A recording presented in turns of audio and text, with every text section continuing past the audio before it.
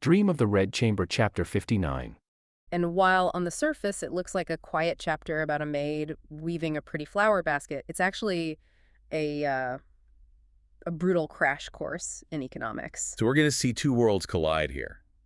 The aesthetics, sort of dreamy world of the young residents. And the harsh, grit-your-teeth economic reality of the older servants. Aesthetics versus survival. Right. We're calling this garden politics because by the end of this, you'll never look at a willow tree quite the same way again. So let's set the scene. What is the catalyst for all this? Why is the mansion emptying out? It's a funeral. Or rather, the massive state-level ceremonies involved in sending off the spirit of an imperial consort.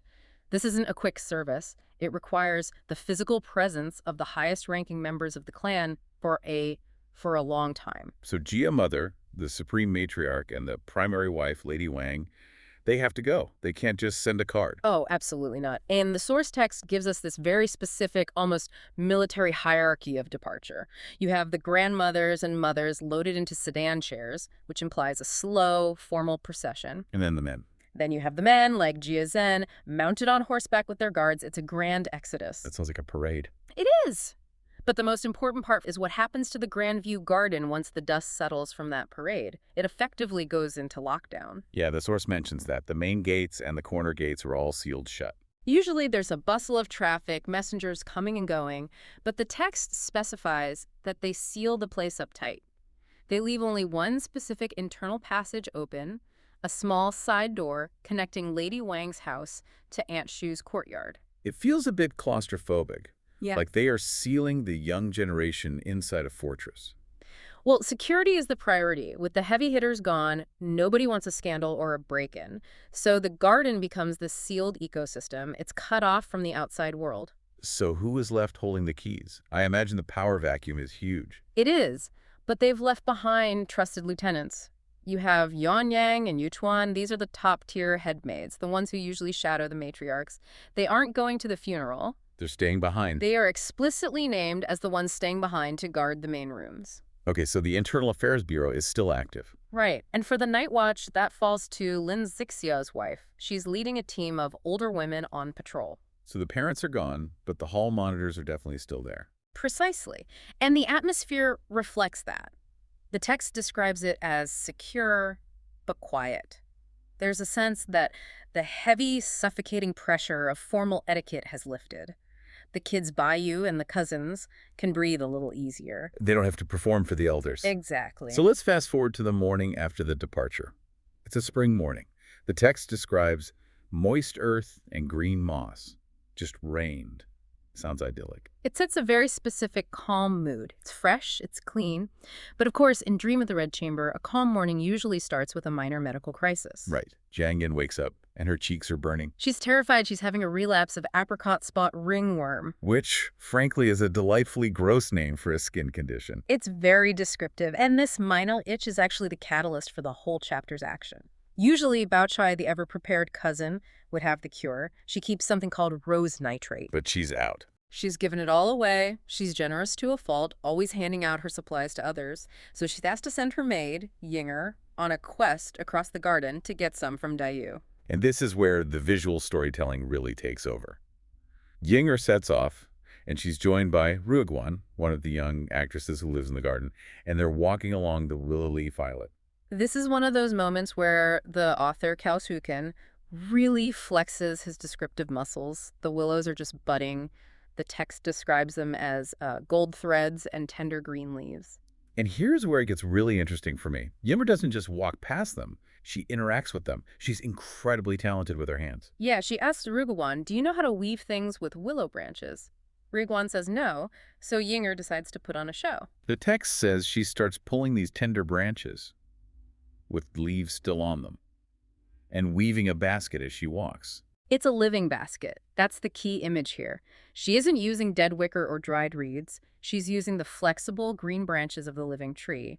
And she's not just making a container, she picks fresh flowers and weaves them right into the lattice. So you have the green willow leaves and the bright flowers all held together in this structure that still looks like part of the tree. Exactly. It's incredibly fresh, vibrant art. I love the image of this. It's so idyllic. Two young girls, unsupervised, walking by the water, making art out of nature. It feels so innocent. And they arrive at Bamboo Lodge, Dayu's place, and even Dayu is impressed. And that says a lot. Dayu is critical. She has high standards. She's usually pretty snarky.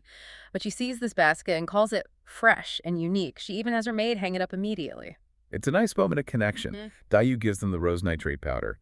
And she's feeling well enough to propose a group lunch. She decides, hey, let's all go eat at Bo Chai's place, Hanggu Court. It's a very communal, sisterly vibe. Everyone is getting along. It's harmonious. But if we connect this to the bigger picture, we know that in this book, harmony is usually the calm before the storm. Oh, absolutely. The storm is brewing. So Yinger is waiting for the others to get ready, and she's sitting on a rock, weaving more of these baskets. She's in the zone. And this is where the bubble bursts. Enter Chinyan. Chunyan is a young maid, but she's a local. Her mother, Hipo, is one of the older women who works in the garden. And Chunyan comes in bringing some bad vibes. She brings reality. She starts talking about a conflict involving Oguan, another actress who was burning paper recently. And this angered Chinyan's aunt. And this conversation leads to what I think is the absolute highlight of the pearl to fish eye theory. Oh, this is classic. It's a monologue delivered by Chinyan, but she's quoting the male protagonist, Bayu. It is wild. So Chunyan is explaining why her mother and her aunt are so difficult to deal with. And she says Bayu has this theory about women. Let's break it down because it's funny, but also devastating. Bayu believes that girls, before they are married, are priceless pearls. Pearls. Okay. So they are pure, valuable, lustrous. Exactly. They have an essence that is untouched, but then they get married. According to Bayu, once they marry and enter the adult world, they lose that luster. They become dead pearls. They are still pearls, maybe, but the life is gone. Ouch. It gets worse. It gets worse. Much worse. As they get old, as they become mamas and servants with authority, they change completely. They become fish eyes. Fish eyes. Dull, clouded, and in the context of the story, grotesque. So what does this all mean? Is Bayu just being ageist? Well, on one level, yes, Bayu has a serious Peter Pan complex, but Chunyan uses this theory to explain a very specific behavioral change. She says her mother and aunt have become fish eyes because they have become obsessed with money. Ah, so it's about behavior. Yes, they've lost their pearl nature, which implies a kind of spiritual purity or detachment, and have descended into greed. It's funny, but it's also really tragic. It is. It frames aging not just as getting wrinkles, but as a descent into a harsh, grasping materialism. Chunyan is looking at her own mother and saying, she used to be like me, but now she's just gone. And what's fascinating here is that the book doesn't just leave it as a philosophical insult. It shows us why they're acting this way. This brings us to the economics of the garden. Right. Because the author isn't just saying old people are grumpy. There's a structural reason for their behavior. Exactly. This is the hidden engine of the chapter. We have to remember that the maintenance of the Grandview Garden has been privatized. Privatized. In a King Dynasty novel? Yes. The older women, the mamas, have been assigned specific territories. One woman manages the bamboo, another manages the flowers, another the vegetables. They are responsible for the upkeep, but in exchange, they get to keep the profit from the produce. So if you manage the orchard, you sell the fruit and keep the cash. Exactly. And this system changes everything. The garden is no longer just a beautiful background for poetry. It is capital. It is a revenue stream. That recontextualizes everything. These women aren't just gardening. They are small business owners protecting their inventory. And they are ruthless about it. Chunyan explains that this is the root of the feud between her family and the young actresses. Right, there's a complicated backstory here. The older women were foster mothers to these young actresses when they were training, so they used to make money off the girls' allowances. They were taking a cut. A significant cut. But now the girls have moved into the main garden. They are more independent. The older women feel like they've lost a source of income, and they are bitter. And there's that specific story Chunyan tells about a hair wash, the hair wash incident. Yes. It sounds petty, but it's incredibly illustrative of this economic war.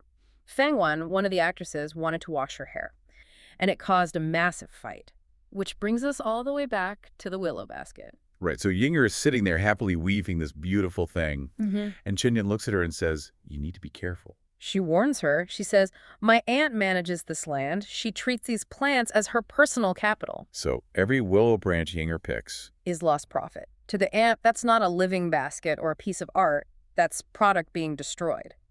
Chunyan says her aunt and mother watch the garden day and night. They are terrified of people trampling their livelihood. That is such a stark contrast.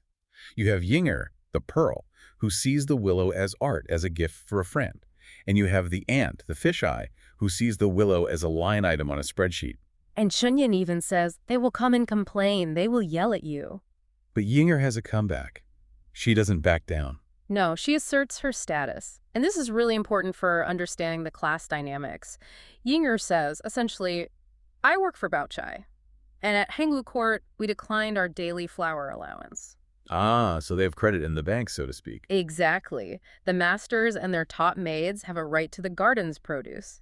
Baochai has never exercised that right. She's wealthy, she's modest, she doesn't need to sell flowers. So Yinger feels fully entitled to pick wild willows now, without being scolded. It's a power move. She's saying, we are the elite. We don't need to scrounge for pennies like you do, so don't tell me I can't pick a flower. It highlights the privilege gap. For Yinger, the garden is a playground. For Chunyin's mom and aunt, it's a factory floor. They are fighting for survival, or at least for security, while the young maids are playing with the inventory. It really recontextualizes the beauty of the scene, doesn't it? Sure. You see this gorgeous basket, but now you know that the materials to make it are the source of a bitter class war. That's the brilliance of Dream of the Red Chamber. It never lets you just have the pretty surface. It always shows you the cost. Meanwhile, Just for a second, picture the most serene place you can imagine. Like a classical Chinese garden in the middle of spring. You've got willow trees, flowers, maybe some quiet music somewhere in the distance. Total zen. right, it sounds perfect. It's the dream of the Red Chamber everyone imagines. Yeah. Poetry and beauty. Exactly. Now take that perfect image and just imagine a professional wrestling match breaking out in the middle of it. That's a pretty good description of what happens. It's an all-out brawl. We're talking screaming, canes, insults so vulgar they'd make you blush, a complete and total meltdown. It really is a pivot. You go from a nature documentary to a very, very intense reality TV show. It's incredible. On the surface, it's just a fight over some flowers. But as I got into the source material, I realized this is actually a brutal look at, well, economics and organizational collapse. That's the perfect way to see it. If you only read this book for the romance, you miss all the machinery grinding away underneath. This chapter is one of the best looks we get at the sort of gig economy of the feudal world. And what happens when people at the very bottom start fighting over the scraps? Precisely. So let's set the scene. We're in the Grandview Garden on the Willow Embankment. It's beautiful.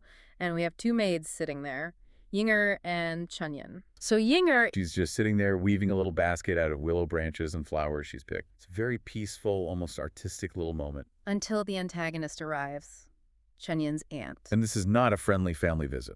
So, this aunt is one of the older women's servants. But we have to pause here, because the source material points out her role is very specific. She's not just an employee, she's more like a contractor. A contractor? How does that work? Well, the garden got too expensive for the central family to manage directly.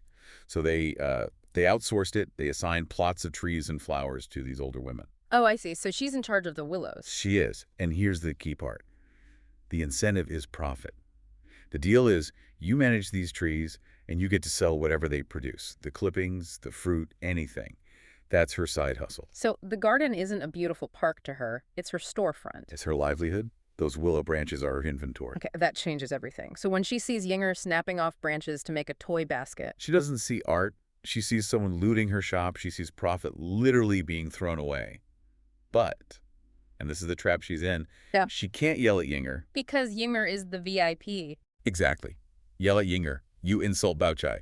Insult Baochai. And you risk your entire contract. It's political suicide. So she is completely powerless against the person actually costing her money. So, like any manager who can't chew out the boss's kid, she finds a scapegoat. Her own flesh and blood. She turns on Chunyin. Unbelievable. The classic displacement. She marches over and just starts screaming at her for being lazy. But the accusation is so specific.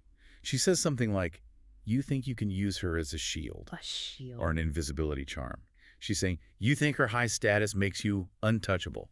She knows exactly what's going on, and she hates Chunyin for being in that safe zone. And she doesn't just yell. The text says she picks up a cane and starts hitting her. It's immediate violence. No? Over some twigs. And Yinger, to her credit, she does try to step in. She says, hey, wait, I picked them. I asked her to stay with me. But the aunt is way past listening to reason. She's humiliated. It's not about the flowers now. It's about her own powerlessness. So she has to double down on the one person she can hurt. And then she screams something that really sets up the next act. The foreshadowing, yes. Your mother's just itching to tear the flesh off you. And right on cue, here comes Mom. Just when you think it can't get worse. Now, I have to pause here because, in any normal story, a mother walks in, sees her sister beating her daughter. The protective instinct kicks in. You'd think you expect her to say, "Get away from my child," but that is not what happens. No. In the Grandview Garden, economics and resentment, they warp everything. Chinyan's mother doesn't save her daughter. She joins the beating. That's the moment I just couldn't believe she joins in. She launches herself at her. But, the author gives us some crucial backstory. The text says the mother is already walking around with a ball of rage in her chest. Why? What set her off? She just had a run-in with one of the actresses, a girl named Feng Guan. Ah, the actresses. We've talked about them before. These young performers who were bought for the family, they get special treatment. Exactly. And the older servants, the Pothi, they absolutely resent them. They see these girls getting the best food, the master's attention, for doing no real work. So there's this massive class and generational anger already simmering. She's a powder keg. And when she sees her own daughter slacking off with a high-status maid, she just explodes. She projects all that rage onto Chenyan. And the language. We have to talk about the language she uses. It is shocking. It is. It's incredibly vulgar, and that's on purpose. She slaps Chenyan and shouts, and this is a direct quote from the translation, "You fell out of my crant, and you think I can't control you." Whoa! Yeah, that's vivid. It's visceral. And the author does that to just shatter the illusion of this refined, poetic world. He's reminding us that this beautiful garden is built on the backs of uneducated, desperate people whose lives are rough. And she doesn't stop there. She turns on Yinger, but again, she can't attack her directly. So she uses that famous idiom, pointing at the mulberry to curse the locust. Right, insulting one person while looking at another. How does she do that? She screams at Chenyan, "What is this thing? You're weaving your mother's crant!" But she's staring right at the basket in Yinger's hands. So she's literally yelling insults at a wicker basket. She is. She's so paranoid she thinks the basket itself is a visual mockery, that they're weaving plots against her. It's completely irrational, but it feels so psychologically real. It does. So Chenyan has her mother and her aunt both attacking her. She does the only logical thing. She runs. And this is where we get a bit of slapstick. Chenyan bolts for Yuhang Court, that's Bayu's residence. The mother gives chase, screaming, but they're on a riverbank. It's damp. Slips on the green moss and goes down flat. I mean, it's awful, but the text says Yinger and the other maids just start laughing. They burst out laughing. It just completely deflates her authority. And then Yinger does this wonderfully petty thing. She takes the basket, the whole reason for this fight, and just tosses it into the river. That is a total power move. You care so much about this. Fine, nobody gets it. Exactly. Yeah. But watch the aunt's reaction. She doesn't gasp because her sister fell. She gasps because the flowers are floating away. She starts crying, "Thunder will strike you for wasting things." She's mourning the lost revenue, not the person on the ground. She's mourning the kaka coins. To Yinger, it was a toy. To the aunt, that was a day's wages. It's just this unbridgeable gap between their realities. So Chenyan is running for sanctuary. She heads straight for Yihang Court. Why there specifically? Yuhang Court is safe. Bayu, the young master, is famously kind and protective, especially towards the girls. If you can get to Bayu, you're safe. And she literally runs right into Zhurin, the head maid. She does. And you can see the hierarchy of power play out. Shirin tries to handle it. She represents soft power. She's respected. She's polite. She tries to reason with the mother. Yeah, she steps out and says, have you lost your mind? Have you no respect for the king's law? She's appealing to decorum. We don't do this here. And here's a crucial moment. The mother doesn't care. Not at all. She snaps right back at Shirin. She basically says, "Mind your own business. You're the ones who spoiled her." This is a huge red flag.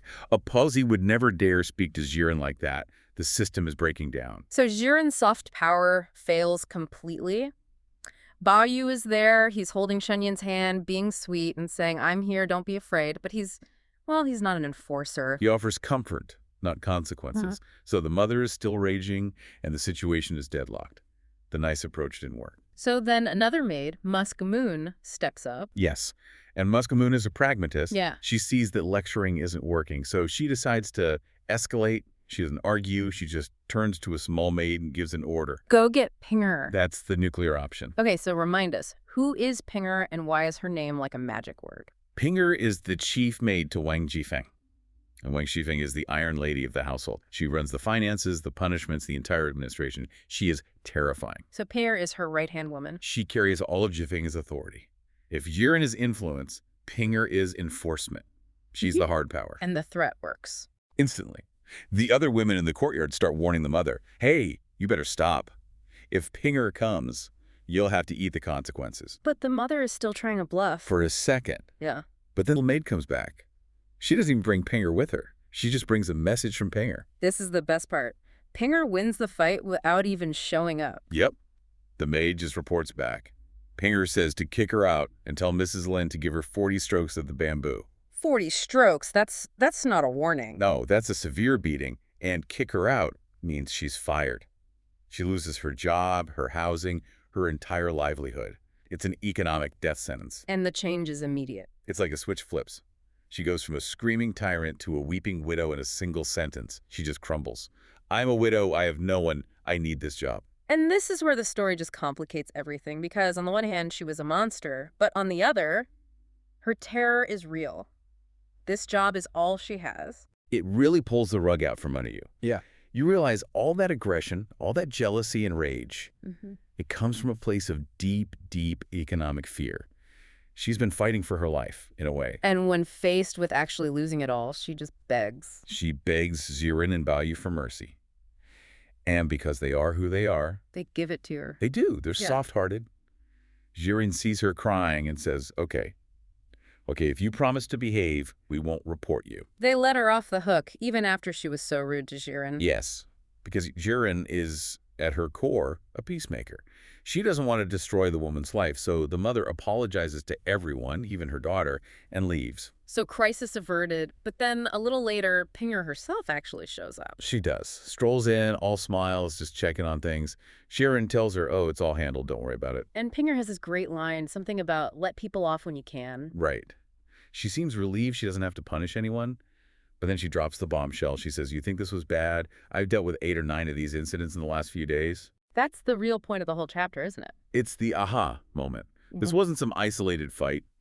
Pinger says the servants are in open revolt all over the estate. There's insubordination everywhere. She says one place isn't finished before another starts up. It's like she's playing whack-a-mole with chaos. She is. Mhm. And that's the bigger picture.